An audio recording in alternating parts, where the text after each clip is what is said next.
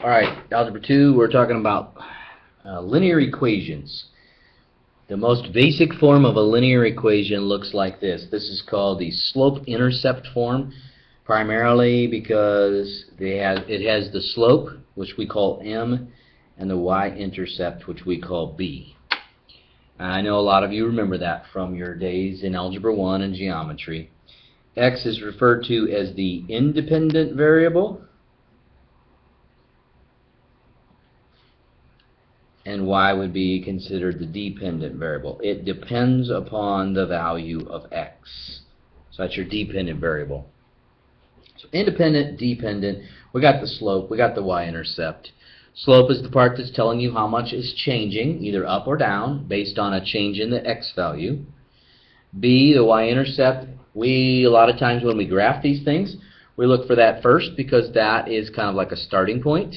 There are really two different ways that you can graph this function, and we will see that the only type of line which is not a function is a vertical line. All the other lines are functions.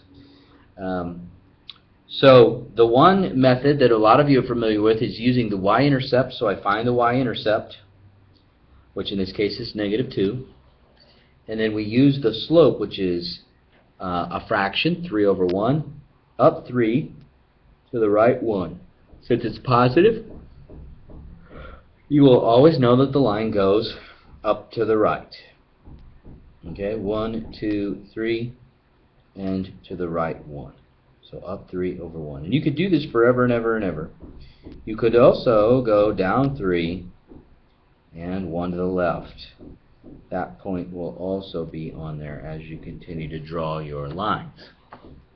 Now another way to do it is to make a chart or use points.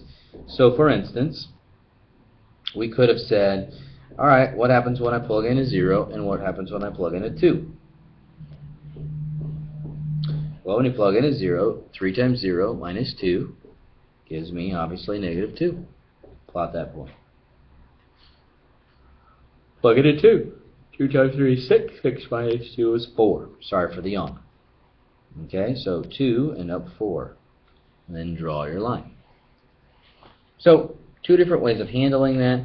Whether we talk about the y-intercept and then use the slope to find another point, or multiple points, or we use the 2 coordinates.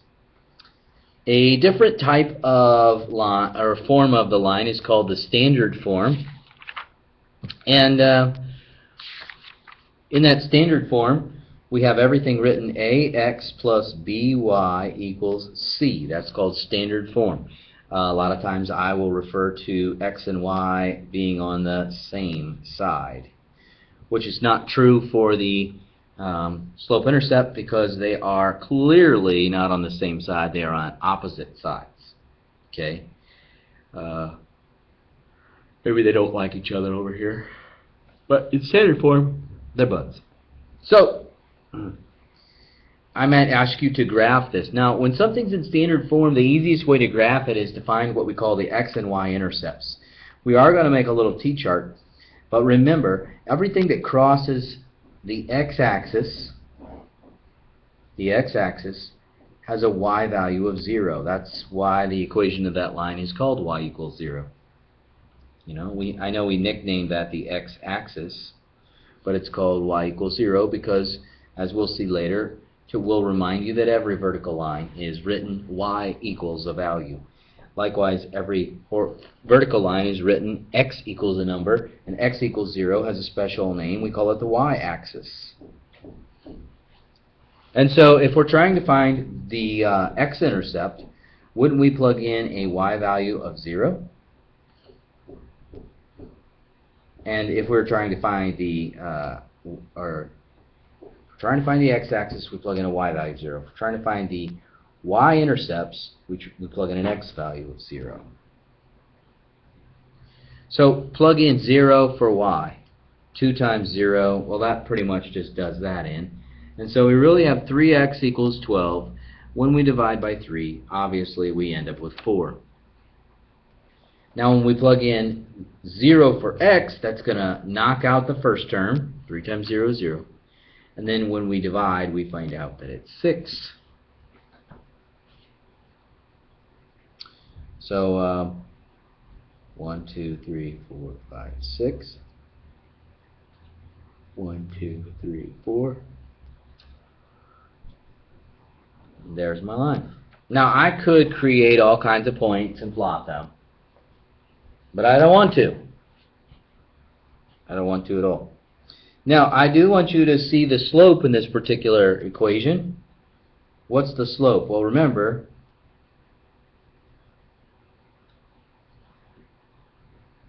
I was going to show that to you later. Hold on a brief moment while I figure out what's going on out there in the hallway. See if somebody leaves my room or not. No, I'm recording a video. Okay, I'll be done in about 10 minutes or so. Okay. So that was interesting. Okay, now, one way we could do this is to solve for y. That would put it in slope-intercept form, the y equals mx plus b.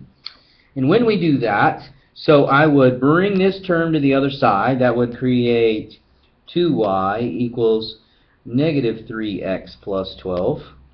And then I would divide everything by 2.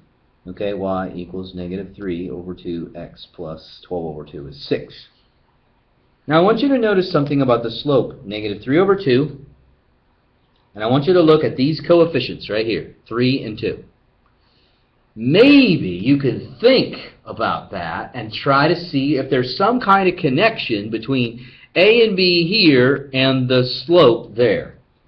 Because it would really help you in the long run if when I ask you what's the slope of this, if you could look at it and go negative 3 over 2.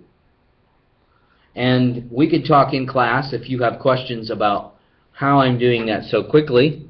But if you think about the process of what we just did, it works every single time, and it would make your life easier if something in standard form you could figure out the slope of right away. Now, there is an example here in the book that it's worth mentioning.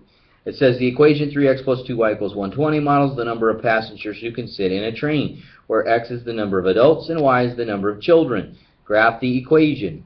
Describe the domain and range. You should be able to do that. Okay? Explain what the x and y intercepts represent. All of these things are necessary for you to do. Well, graph the equation. Well, since it's in standard form, the fastest and easiest thing to do would be to find the x and y intercepts. Now, as you can see, they didn't make t-charts, but they did the exact same thing we were talking about. You know, plug in 0 for y, find x by dividing by 3. Plug in 0 for y and divide by x. Okay, so they ended up with 40 adults and no kids. And that's what that means, right? 40, 0. That means 40 adults are seated but no kids. Or we could have 0 adults and 60 kids. Those would be the absolute extremes of no adults or no kids. And you'll notice that they plotted these points. Now, my question about this example is, why didn't they connect the dots? And the real answer is because that would mean that there would be fractional people. Right? Because there's a lot of decimals in there between here and here on this line. Fractional people, that's kind of gross, alright? We're not going to bleed on everything. You know, that would be sick, man. Also, why didn't they go past this y-axis? Why didn't they go past the x-axis? Because we don't deal with negative people. I mean, you and I know that we all have to deal with negative people. Some of them are friends, some of them are in our family, some of them we work with. But in this example, there are no negative numbers of people. Okay? So I wanted to show you that example because that's a little bit different. It's a story problem situation, and now it says here, describe the domain and the range. Well, that's what they mean. You can't have negative numbers. So we're only dealing with values on the domain from 0 to 40, integer values from 0 through 40, and we're only dealing with integer values from 0 to 60.